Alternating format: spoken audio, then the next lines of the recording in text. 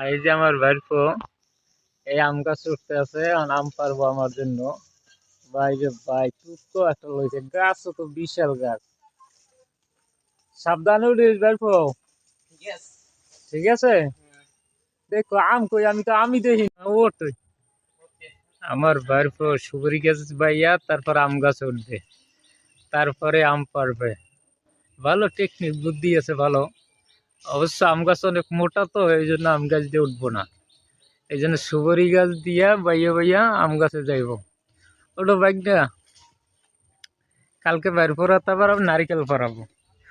এই যে নারিকেল, আহ এই নারিকেল পরাবো। কালকে আবার খাবো ডাব শুধু।